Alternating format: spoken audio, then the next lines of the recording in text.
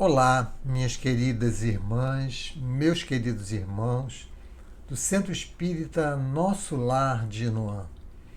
Eu sou Alberto Leitão Rosa, sou colaborador do Centro Espírita Irmã Rosa, que fica aqui em Niterói, e é com alegria, com gratidão, que mais uma vez aqui nos encontramos para juntos, virtualmente reunidos, estudarmos um pouco mais do Evangelho do nosso Senhor Jesus Cristo, à luz da doutrina dos Espíritos.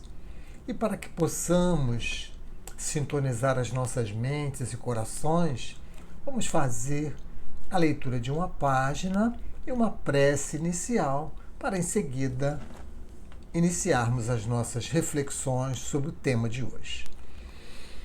A página escolhida é do livro Ceifa de Luz, de autoria do Espírito Emmanuel, recebido através da mediunidade de Francisco Cândido Xavier. Escolhemos a lição de número 32, intitulada A Mestra Divina.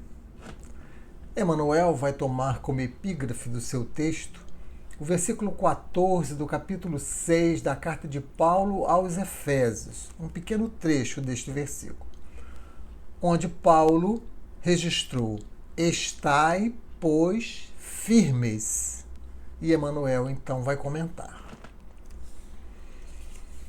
Arrancando-nos ao reduto da delinquência e arrebatando-nos ao inferno da culpa, a que descemos pelo desvario da própria vontade, concedeu-nos o Senhor a Mestra Divina, que, apoiada no tempo, se converte na enfermeira de nossos males e no anjo infatigável que nos ampara o destino.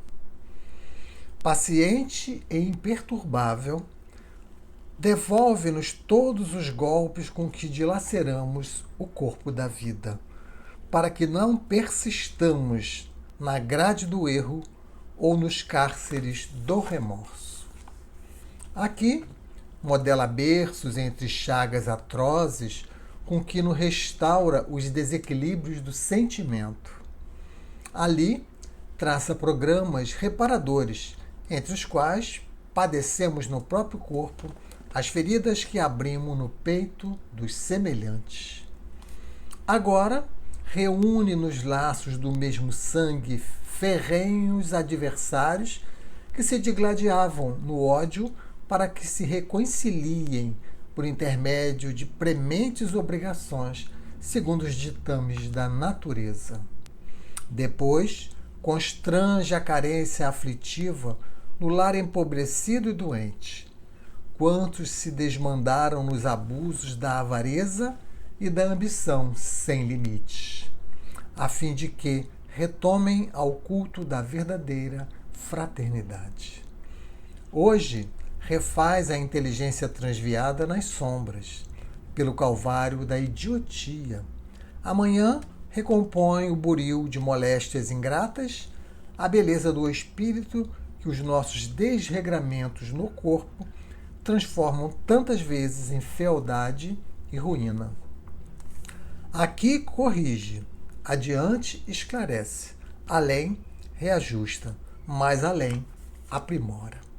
Incansável na marcha, cria e destrói, para reconstruir ante as metas do bem eterno, usando aflição e desgosto, desencanto e amargura, para que a paz e a esperança, a alegria e a vitória nos felicitem mais tarde no santuário da experiência.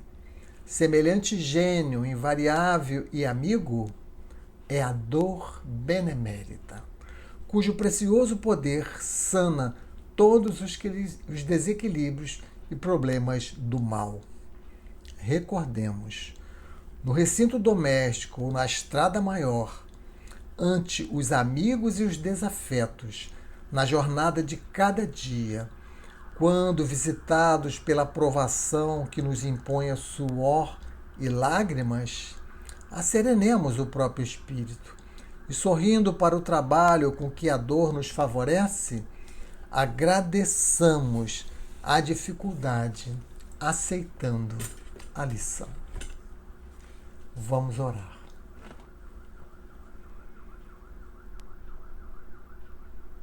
Querido Mestre Jesus, queridos amigos espirituais que mais uma vez aqui nos reúnem,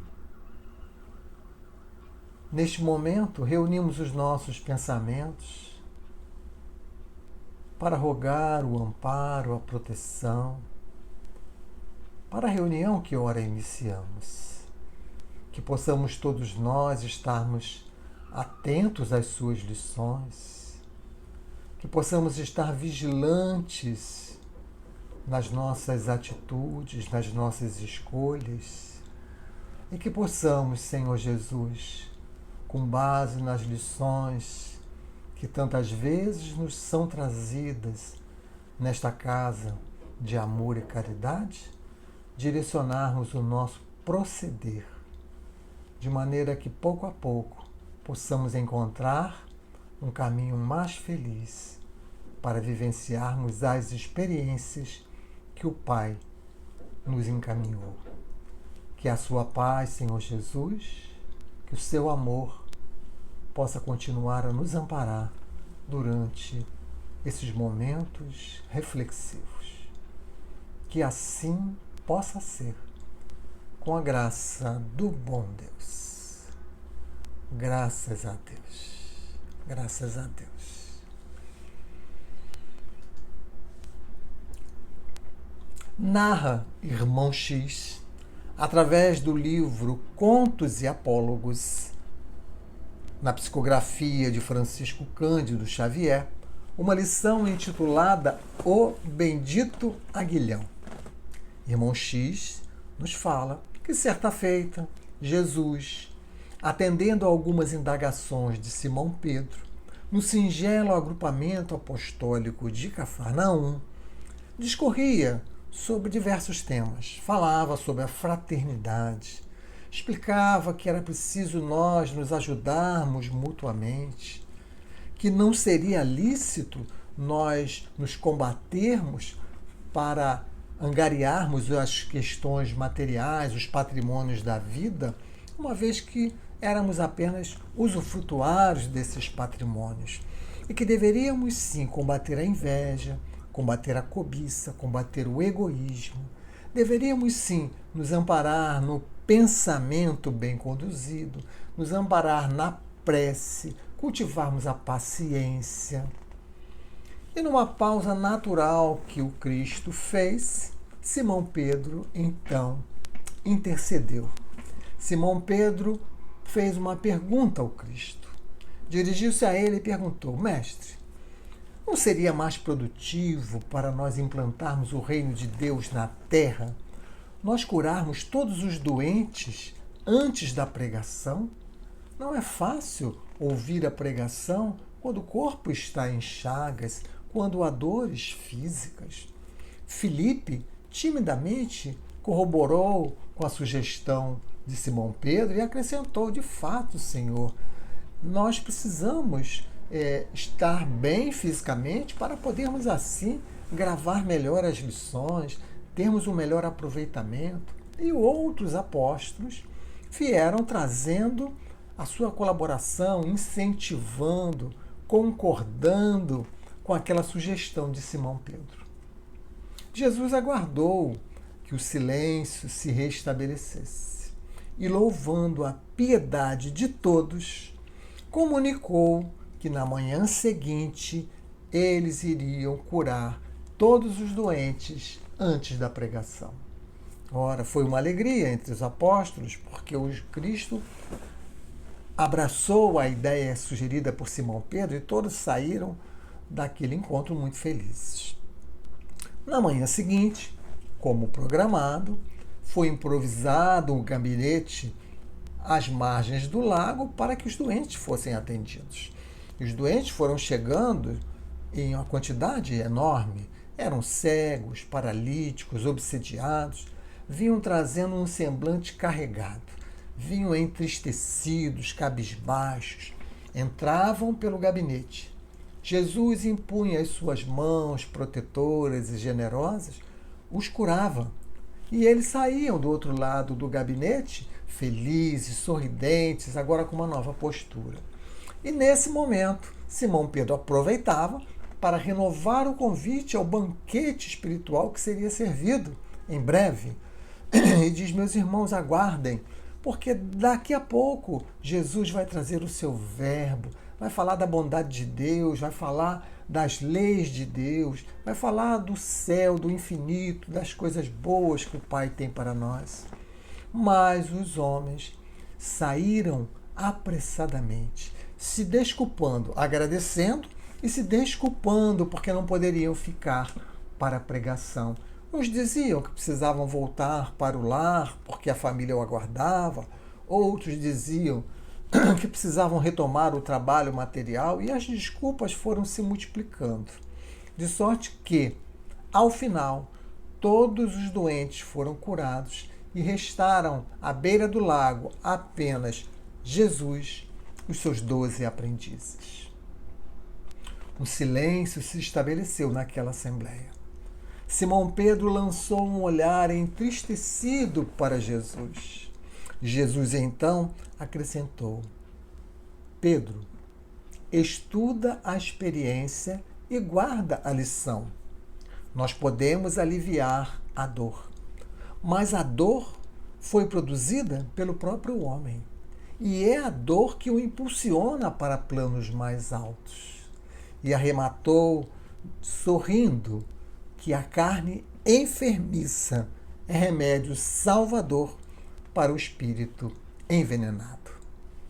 E nós escolhemos essa passagem para iniciar as nossas reflexões, para conversarmos sobre a dor, conversarmos sobre o sofrimento que todos nós temos em nossas vidas neste mundo de provas e expiações, e de como é necessário nós entendermos as lições valiosas da doutrina espírita para encontrarmos motivos para nós nos resignarmos diante da dor, ou para irmos além desta resignação, mas para nós bendizermos a dor, como vai registrar Allan Kardec no capítulo 5 do Evangelho segundo o Espiritismo, capítulo este que se intitula Bem-aventurados os aflitos. Allan Kardec, nos itens 12 e 13 deste capítulo, vai apresentar o subtítulo Motivos de Resignação. E lá ele vai dizer que nós precisamos compreender a dor e, além disso, bendizer a dor, agradecer pela dor. Vai trazer diversos argumentos para nós compreendermos a dor e, consequentemente, conquistarmos a resignação. Ora, a resignação é o oposto da reclamação. E nós estamos muito acostumados com a reclamação. Por isso que precisamos parar para analisar este tema, para nós sairmos da faixa da reclamação, entrarmos na faixa da resignação, entendendo convenientemente o que vem a ser a resignação. Essa é a proposta da nossa conversa de hoje. Quando nós compreendemos o ensino moral do Cristo, naturalmente nós aceitamos a vontade de Deus, naturalmente nós nos resignamos. Portanto, para atingirmos este pensamento, vamos passar por alguns objetivos nessa conversa de hoje. O primeiro deles é caracterizar a aflição. O que é a dor ou o sofrimento ou a aflição, como quisermos chamar? O que é, como é que ela se caracteriza? Para, num segundo momento, investigarmos a origem da dor, as causas da dor, para que possamos compreender a dor. E aí sim, num terceiro momento, nós já teremos todos os motivos para estarmos resignados diante da dor, para além de resignados, como diz Kardec, podermos bendizer a dor. Quando vamos ao dicionário, vamos encontrar a definição de aflição ou de dor mais ou menos da seguinte forma. Os dicionários vão nos dizer que a aflição é tribulação que se caracteriza por profundo sofrimento, por persistente sentimento de dor física ou moral. A doutrina materialista vai trazer também a sua definição, indo mais ou menos ao encontro desta definição dos dicionários. O materialismo vai dizer que a dor ou aflição é o mal que se expressa por meio de dores e sofrimentos físicos e morais, sem nenhum propósito elevado. Mas a doutrina espírita, como veremos, virá nos dizer que a aflição é uma oportunidade de reajuste perante as leis de Deus. Que é necessário que nós possamos compreender a aflição e aproveitar esta preciosa lição, este momento de lidar com a aflição. Nós vamos entender isto bem quando começamos a perceber o que é o bem, o que é o mal. Allan Kardec, no Livro dos Espíritos, na questão de número 630, vai nos dizer que o bem é tudo que é conforme a lei de Deus e que o mal é tudo que lhe é contrário. E que nós podemos distinguir o bem do mal utilizando a nossa inteligência. Então vejam que o bem é quando nós agimos dentro das leis de Deus. O mal é quando nós agimos fora das leis de Deus, contrariamente às leis de Deus. E precisamos usar a nossa inteligência para distinguir um do outro. E aí está a nossa grande dificuldade, porque somos espíritos imperfeitos. Espíritos que Allan Kardec classifica no Livro dos Espíritos como de terceira ordem. A matéria nos domina, é o que diz Allan Kardec no Livro dos Espíritos. Ora, por isso nós confundimos o bem com o mal. Algumas vezes achamos que estamos fazendo uma coisa boa e esta coisa não é boa. Às vezes achamos que estamos fazendo uma coisa ruim e esta coisa não é ruim. Então é preciso que a gente entenda bem o que é o bem e o que é o mal. É preciso que a gente tire o foco da vida presente, que tire o foco da matéria, para que a gente possa entender bem como que se caracteriza a aflição nas nossas vidas. Porque, como falamos, a aflição, segundo a doutrina espírita, não é um mal, como diz o materialismo e como diz o próprio dicionário, né, como nós estamos acostumados na nossa sociedade entender que dor é uma coisa ruim. A doutrina espírita vem nos ensinar que dor é uma coisa boa, que a aflição é o bem e não é o mal. Por isso que é preciso destruir as ideias materialistas, como Allan Kardec vai dizer no Livro dos Espíritos. Destruindo o materialismo, o espiritismo vai produzir o progresso, conforme está na questão 799. Porque o materialismo, ele agrava as nossas dores, porque ele faz nós colocarmos o foco na vida presente. Como se a vida começasse no berço e terminasse no túmulo. Então, passar por dor seria uma coisa ruim. Mas o espiritismo, colocando o foco na vida futura, virá aliviar as nossas dores, virá tratar a dor como uma professora amiga que vem nos auxiliar. Allan Kardec diz no Evangelho segundo o Espiritismo, no capítulo de número 27, pedi e obtereis, no item de número 21, que o homem sofre sempre a consequência de suas faltas, que não há uma infração à lei de Deus que não acarrete a sua punição.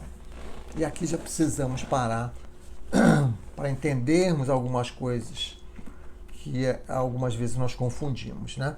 Então, primeiro, está claro que todas as vezes que nós infringimos a lei de Deus, ou seja, que todas as vezes que nós praticamos o mal, conforme questão 630, nós teremos uma punição. Mas essas palavras não devem ser entendidas no seu sentido usual, como nós estamos acostumados a pensar nessas palavras, né? Toda palavra tem muitos sentidos, elas são polissêmicas, como dizemos, né? Então, é preciso a gente entender como que Kardec usou algumas palavras na sua obra que tem um sentido diferente daqueles que nós estamos acostumados. Punição é uma delas.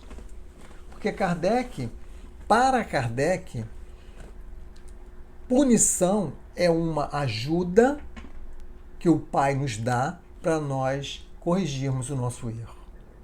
Então, punição não é um castigo. Castigo seria se nós cometêssemos um erro e não tivéssemos como corrigir aquele erro. Isso sim seria um castigo. Deus, na sua infinita misericórdia, nos dá um processo educativo onde nós temos a possibilidade de corrigir aquela atitude equivocada que tomamos. Então, o mal é a infração à lei de Deus. Allan Kardec algumas vezes vai chamar de pecado.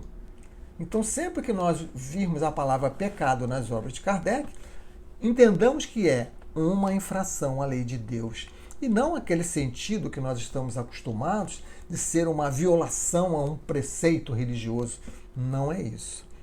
Nós, conforme vai nos dizer o apóstolo Paulo na questão 1009 do Livro dos Espíritos, Paulo vai dizer que o objetivo da humanidade é gravitar para a unidade divina.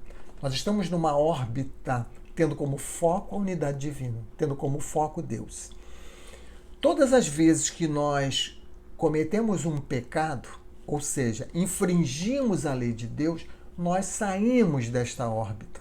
E para que nós possamos voltar para esta órbita, Deus nos dá a punição, Deus nos dá a dor, Deus nos dá a aflição, Deus nos dá o sofrimento. Então, é assim que nós precisamos compreender essas palavras. Quando Kardec fala o culpado, quem é o culpado? Nada mais, nada menos do que aquele que, usando o seu livre-arbítrio, infringiu a lei de Deus. Simplesmente assim, e não com esse peso que nós temos trazendo no nosso inconsciente, né? Por isso que Jesus, quando estava naquela conversa com aqueles homens judeus, disse-lhes que conhecereis a verdade vos libertará, e eles não entenderam, porque eles falaram assim: mas Senhor, nós somos da descendência de Abraão, nunca fomos escravos, como que vai nos libertar? Libertar de quê? Jesus aprofunda a sua lição dizendo: vocês são escravos do pecado, são escravos da matéria, e todos nós somos escravos da matéria, porque, como falamos, a matéria nos domina, senão não seríamos mais espíritos de terceira ordem, seríamos espíritos de segunda ordem, quando o espírito domina a matéria. Então, a matéria nos dominando, nós fazemos escolhas visando a vida presente, visando as questões imediatas, visando o gozo imediato. Por isso que cometemos pecados, por isso que infringimos as leis de Deus, por isso que confundimos o bem com o mal. Achamos que estamos fazendo o bem, estamos fazendo o mal. Achamos que estamos fazendo o mal, estamos fazendo o bem. Assim a gente caracteriza bem a dor. E já compreendemos que a origem da dor é o mau uso do nosso livre-arbítrio. São as escolhas que nós fazemos. É claro que a dor, ela também pode ser escolhida voluntariamente através de uma prova, que não seja uma expiação. Mas nós não vamos ampliar esse sentido, porque senão o tempo não permitiria nós abordarmos todas as possibilidades. Vamos ficar na dor e expiação, que é a dor quando nós usamos mal o livre-arbítrio, quando nós infringimos a lei de Deus e praticamos o mal. Ora, então, este ato equivocado da nossa parte, ele pode estar nesta existência e ele pode estar em existências anteriores. Essa é a questão. E assim a gente vai compreendendo, fica mais claro para a gente compreender, e Kardec vai falar isso lá nesses itens 12 e 13 do capítulo 5, por que Jesus disse que bem-aventurados são os que choram, ou são os aflitos? Como que alguém pode ser bem-aventurado, ou seja, feliz, porque está chorando ou porque está aflito? Porque Jesus está falando de compensação futura. Jesus está dizendo que se você está lidando com a dor, você já tem condições para isso, porque o Pai só nos manda a dor do tamanho que nós podemos suportar. Então nós já estamos resgatando pelo menos uma parte da nossa dívida, dos nossos débitos. Por isso Allan Kardec vai dizer também nesses itens que o sofrimento é o prelúdio da cura. Estamos no caminho da cura. E por isso que Paulo, e agora dá para nós compreendermos bem, fala na sua primeira carta aos Tessalonicenses, no capítulo 5, versículo 18, para nós darmos graça em tudo. Como dar graça em tudo, Paulo? Mas eu estou com uma doença, eu tenho uma questão material difícil, eu tenho uma relação familiar difícil, como que eu vou agradecer por isso? Sim, agradeça. Porque é o Pai te dando a oportunidade para você voltar para a órbita, voltar a gravitar em torno da unidade divina. Assim a gente vai compreendendo e já estamos construindo os motivos para nós nos resignarmos diante da dor. Quando nós percebemos como que a vida funciona, temos uma percepção da vida, né, em que os Espíritos nos explicam que nós fomos criados simples e ignorantes, temos um destino que é chegar à perfeição, somos dotados de livre-arbítrio. Né? Esse livre-arbítrio, nas primeiras encarnações, ele praticamente não existe, ele vai sendo desenvolvido na medida em que nós vamos adquirindo a consciência de nós mesmos, temos o instinto de conservação, e quando nós adquirimos a consciência de nós mesmos, já temos a liberdade de escolha, é nesse momento que nós podemos escolher o bem ou escolher o mal. Se escolhermos o bem, vamos em frente. Se escolhermos o mal, angariamos uma expiação. Não que o que escolheu o bem não vai ter dor, ele vai ter dor também, como veremos. Porque a dor é o aguilhão que vai impelir o homem ao progresso, como vai dizer Kardec na Gênese. A dor é o bendito aguilhão, como disse a história de Irmão X no nosso início. Então a dor ela serve também para elevar os espíritos de segunda ordem, os bons espíritos. Mas nós estamos aqui focando na dor, expiação, que é a dor que nos atinge, enquanto espíritos de terceira ordem que somos. Então estamos submetidos a uma lei de causa e efeito, em que podemos agir como bem entendermos. Hoje temos liberdade para escolhermos o que quisermos fazer, mas nós vamos responder por todos os nossos atos. É aquilo que o Cristo falou, a semeadura é livre, mas a colheita é obrigatória.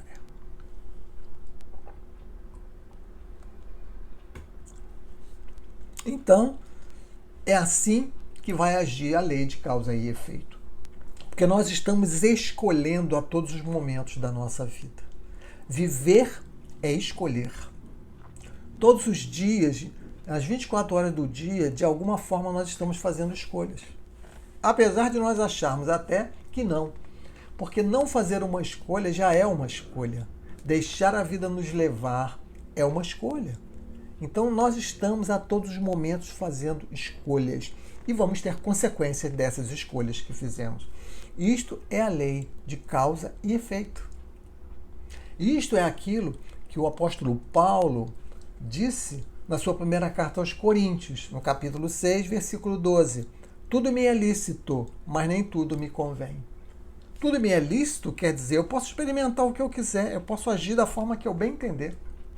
Mas nem tudo me convém, porque há algumas atitudes que, com a liberdade que eu tenho, eu vou tomar, que ela vai me trazer dores. Então, Paulo, ele já ali sistematizou o ensino do Cristo, de que a semeadura é livre, mas a colheita é obrigatória. Ele já traduziu o pensamento de Jesus em ações. A lei de causa e efeito, ela não interfere nas nossas escolhas, senão não teríamos mérito.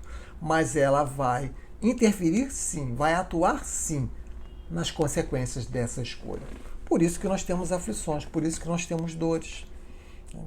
Emmanuel vai dizer que sempre que nós infringimos a lei de Deus, ou seja, praticamos o mal, é como se nós assinássemos uma promissória. E essa promissória tem um vencimento. E o vencimento é quando a dor chega para nós, quitarmos aquela promissória. Por isso que muitas vezes nós não compreendemos. Olhando para a vida atual, nós podemos imaginar que alguém está sendo beneficiado pelo crime. Cometeu um crime e não sofreu a punição. Engano da nossa parte, porque aquela promissória ainda não venceu. E possivelmente pode não vencer nesta vida, pode vencer numa vida futura. Da mesma forma, quando nós observamos uma pessoa que só faz o bem, que traz a sua vida sempre cercado do bem, parecendo ser uma pessoa inocente, mas, no entanto, está sofrendo uma punição da mesma forma. Por quê? Porque porque quando chegou ao vencimento da promissória, esta atitude equivocada pode ter sido em vidas anteriores. Então, não tenhamos dúvidas. A justiça de Deus não falha. E como diz Joana de Ângeles no livro Leis Morais da Vida, todas as lágrimas procedem de causas justas, embora não alcances prontamente as suas nascentes. Então, se estamos passando por uma dor hoje, meus amigos, essa dor faz sentido na nossa vida. Essa dor significa oportunidade de reajuste. Por isso estamos construindo os motivos de resignação. No Livro dos Espíritos, na questão de número 196, Allan Kardec começa essa questão fazendo um afirmativo, fruto dos seus estudos. Ele afirma assim: não podendo os espíritos aperfeiçoar-se a não ser por meio das tribulações da existência corpórea. Ele já concluiu que os espíritos só podem se aperfeiçoar através de tribulações no corpo físico. Ou seja, dor, aflição. E aí ele pergunta: segue-se que a vida material seja uma espécie de crisol, de depurador, por onde tem que passar todos os seres do mundo espírita para alcançarem a perfeição? Vejam só, todos os seres do mundo espírita. Não são só os espíritos imperfeitos, como já falamos. São também os bons espíritas. Os únicos que não passam mais por tribulações na existência corpórea são os espíritos de primeira ordem, aqueles que não precisam mais reencarnar, porque já atingiram a perfeição. E os espíritos respondem: sim, é exatamente isso. Explicando-nos que os espíritos de segunda ordem, aqueles que são classificados como os bons espíritos, aqueles em que dominam já a matéria, não são dominados pela matéria como nós, espíritos de terceira ordem, eles também têm provas, também têm dores, porque é a dor que vai impulsionar para o progresso, como disse o Cristo lá na lição inicial, ou como diz Kardec na Gênese, é o aguilhão que impele o homem ao progresso. Então é por isso, meus amigos, que nós vemos muitas vezes espíritos que nós sabemos que estão muito à nossa frente, mas que passam também por dores. São os espíritos passando por provas para poderem evoluir, para poderem burilar as suas virtudes. Então, quando vamos analisar, estudar, por exemplo, a vida de Bezerra de Menezes, nós vamos descobrir que ele passou pela viuvez, ele passou pela desencarnação de 4 filhos, sendo um espírito já muito à nossa frente.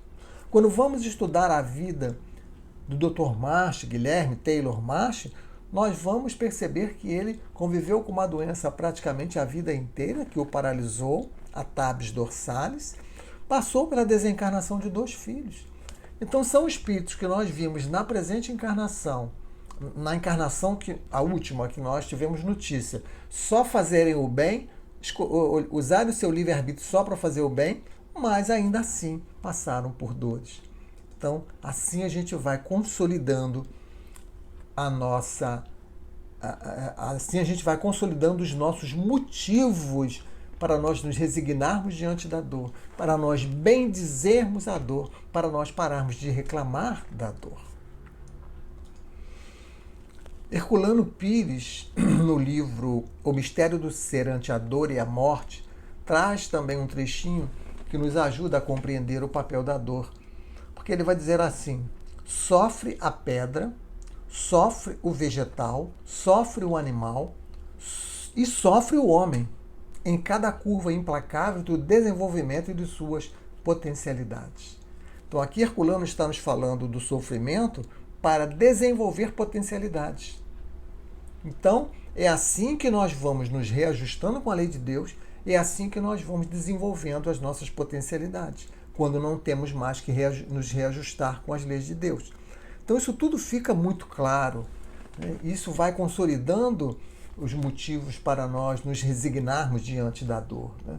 O momento atual que estamos vivendo, da pandemia, onde muitas desencarnações, né? Só no nosso país já são mais de 500 mil desencarnações, no mundo já são milhões de desencarnação. Então esse é um momento de dor provocado por atitudes que tomamos no passado.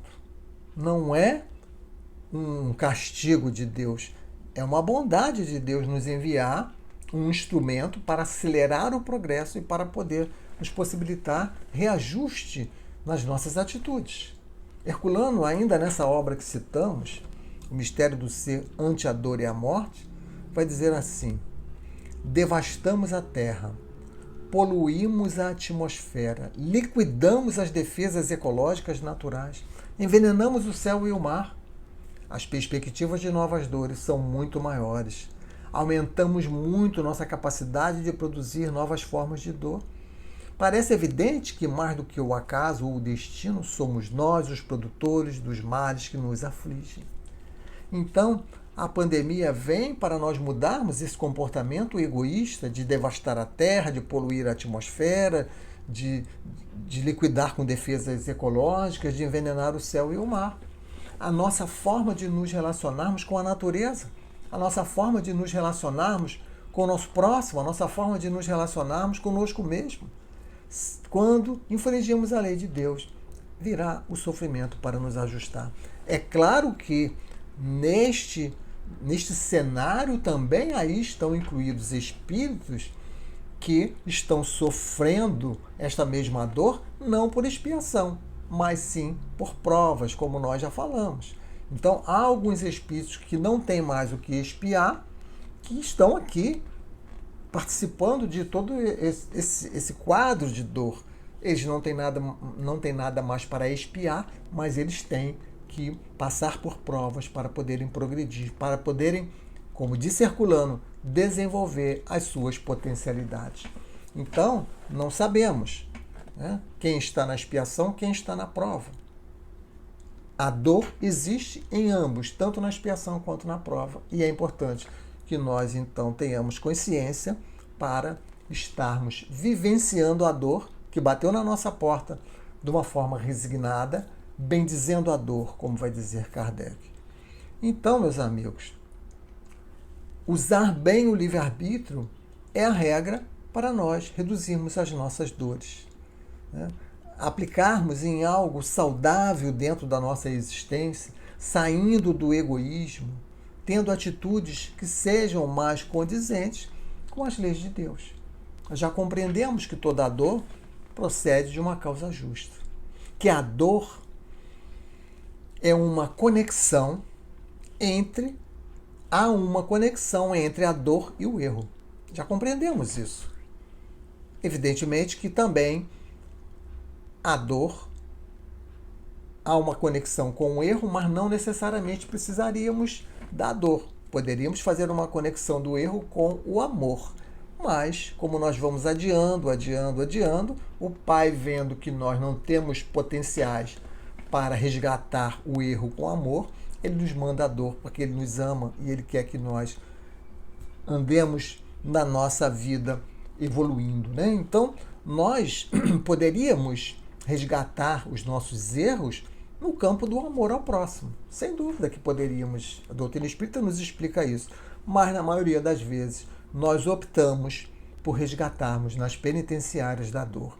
E é por isso que temos dor, é por isso que temos sofrimentos. E se nós não tivermos a resignação, ou seja, a aceitação da dor, a gratidão pela dor, porque é ir mais do que a aceitação, nós tornamos a nossa dor estéril. Aquela dor que tem um propósito na nossa vida. Se nós vivermos na faixa da reclamação, nós tornamos ela estéril. Nós não teremos frutos dessa dor e teremos que recomeçar. Por isso que compreender o Evangelho, e é o que nós estamos aqui conversando nesse sentido, isto vai renovar as nossas noções de dor, vai renovar as nossas noções de sofrimento e vai mudar as nossas atitudes. É por isso que o escopo principal da Casa Espírita é levar o Evangelho de Jesus à luz da doutrina espírita, porque isso vai produzir em nós a autonomia, porque nós vamos compreender o sentido da vida, vamos compreender o porquê daquela dor, daquela enfermidade, vamos compreender que isto é um escoadouro para as nossas imperfeições, vamos encarar os obstáculos da vida entendendo que é o bem, que é aquilo, é a corrigenda que o Pai, que nos ama, está nos encaminhando para que nós possamos nos melhorar. Então, compreender o Evangelho de Jesus à luz da doutrina espírita, compreender o Consolador prometido por Jesus, vai nos fazer encarar a dor de forma diferente e vai nos fazer, consequentemente, atuarmos de maneira resignada na nossa relação com a dor. Nós podemos suavizar a dor ou nós podemos aumentar a dor.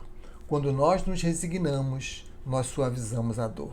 Quando nós nos rebelamos, nós aumentamos a dor. Vejam que isso está ao nosso alcance.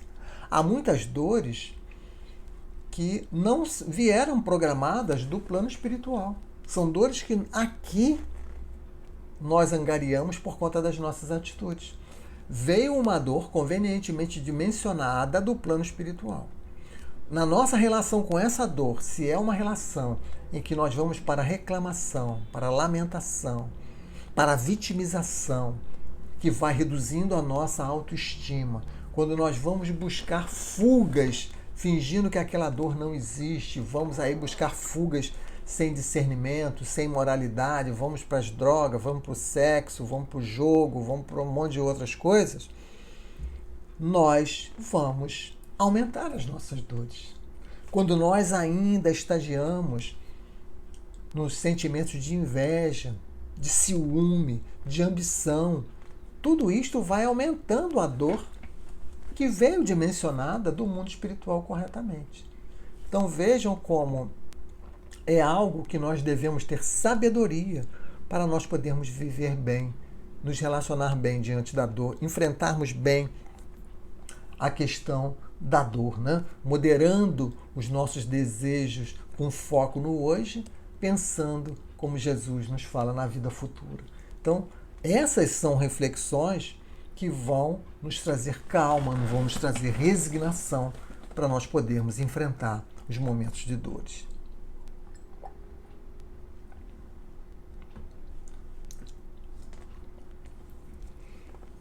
Então, para aliviarmos as nossas dores ou para nos libertarmos dos nossos sofrimentos, nós devemos aprender o ensino moral do Cristo, à luz da doutrina espírita.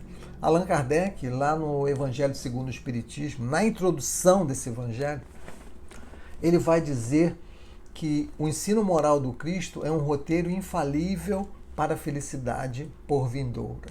Vejam que afirmação competente de Kardec. Logo na introdução, no primeiro parágrafo, ele já nos diz, olha, conhecer o ensino moral do Cristo proporciona a felicidade. É um roteiro que não falha, é um roteiro infalível para a felicidade por vindoura.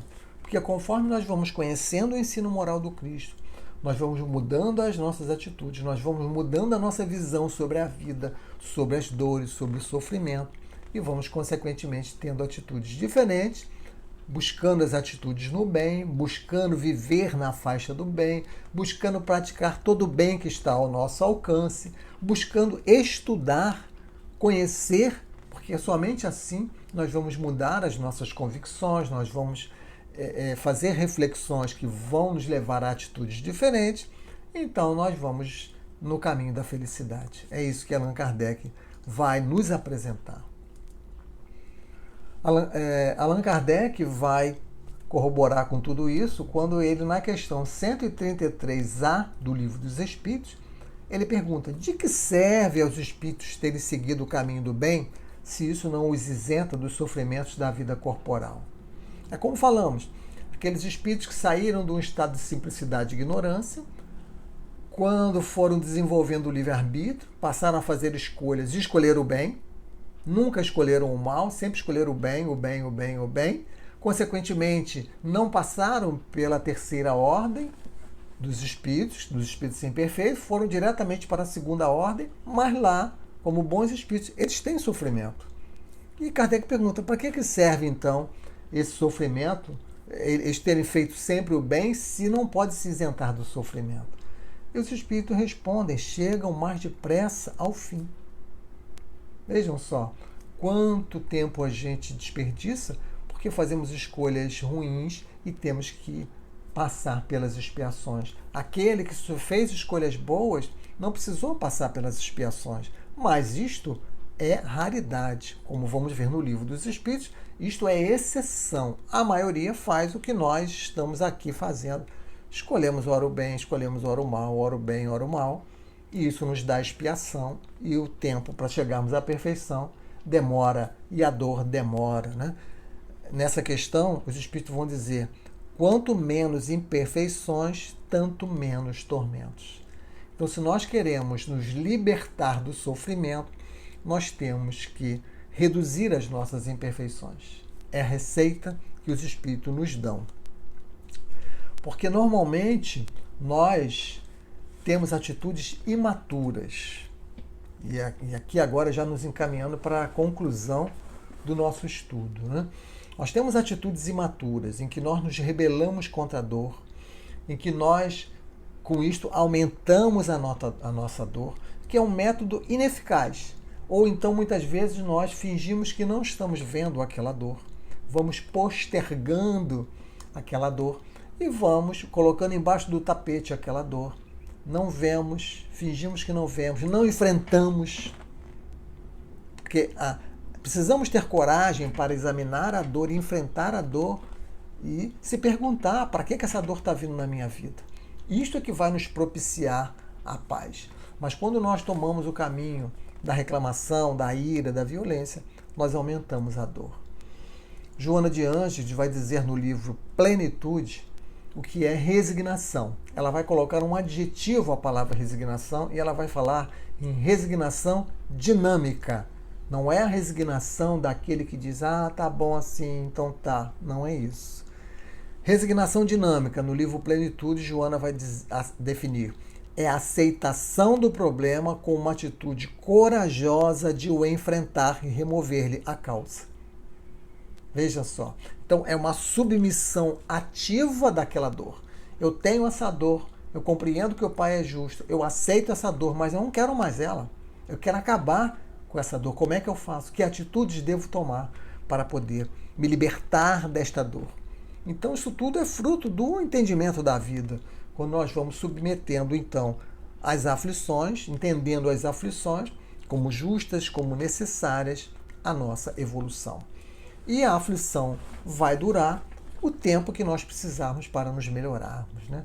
Quando lembramos da mulher hemorroíça, que foi curada por Jesus após 12 anos sofrendo aquela doença do fluxo sanguíneo, percebemos que aquela dor, para aquela mulher, ela precisava conviver com aquela dor por 12 anos. E quando ela conviveu, quando a dor atingiu o objetivo que precisava atingir, ela pôde ser curada. E assim também é conosco.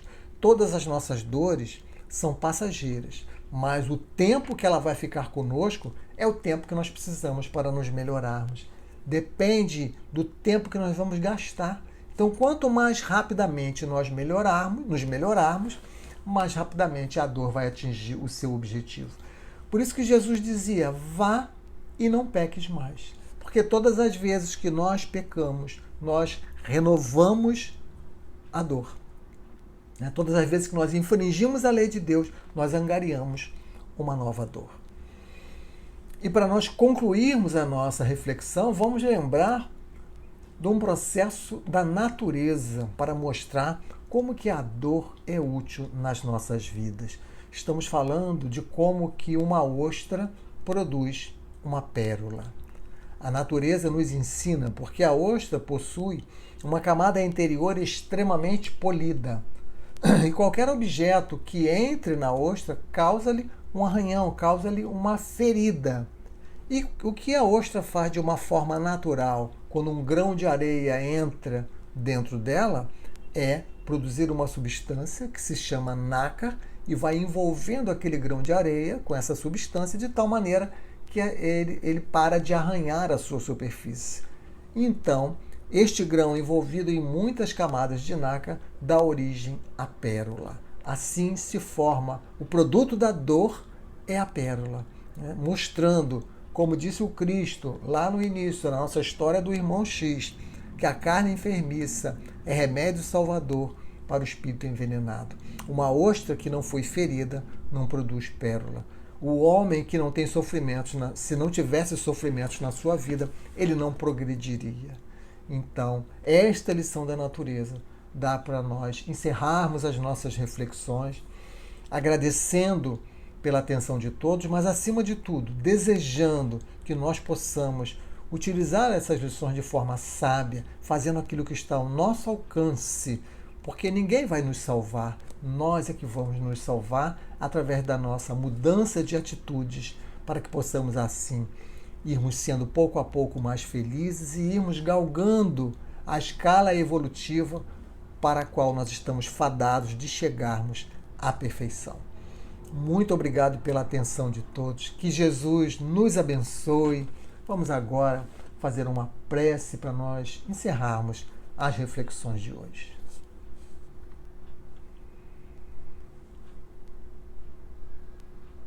Querido Mestre Jesus, queridos amigos espirituais que coordenam os trabalhos do Centro Espírita Nosso Lar, aqui estamos concluindo esta reunião agradecidos por todo o amparo recebido, por todas as possibilidades que nos foram sugeridas com relação às nossas existências. Abençoa todos nós, abençoa todos os lares que agora estão conectados conosco, que possam os bons espíritos irradiarem energias de saúde e paz para todos os lares.